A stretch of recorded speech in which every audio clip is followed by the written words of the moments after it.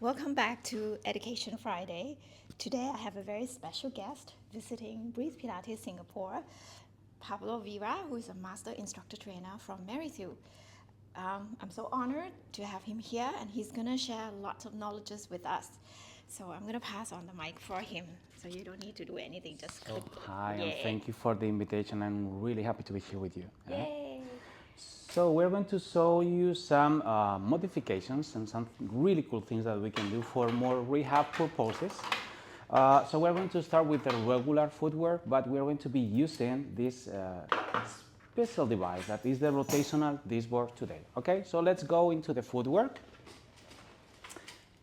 And let's do one thing, is like we can do a lot of things with this device, but we're going to use this to check the range of motion mobility in our hips. We're going to start here with this more unloaded position.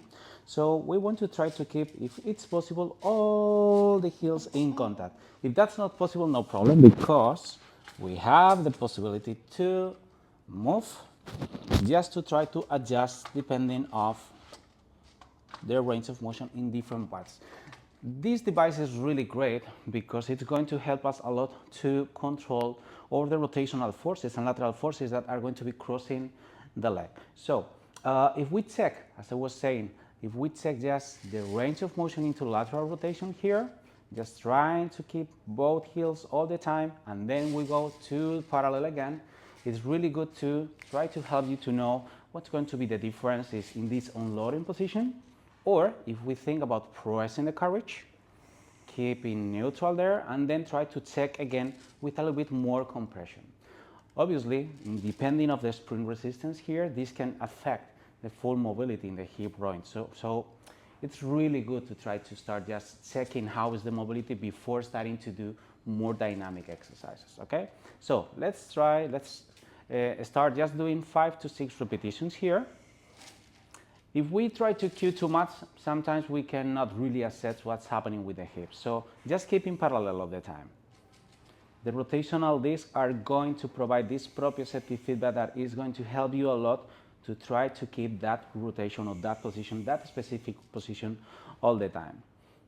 We can try to challenge her a little bit. So we want to keep neutral, and I'm going to try to work like a DJ here, just trying to push to create some small rotations because we want to see a beautiful alignment between our ankle, the knee, and the hip. So for example, if we can see that there is a tendency, for example, to move the tibia in relationship with the femur when we flex, we can try to provide this extra feedback there all the time, yeah? Or we can be just forcing. Come on, let's try to keep parallel. Good job. Come on, 2 more. Or just do in a different pattern. It's just opposite pattern here that makes you to really focus on this muscular activity just to try to keep that alignment. That's good. So let's try to imagine now that we want to progress. We want to really know if you are really doing a great job with one leg and then with the other leg.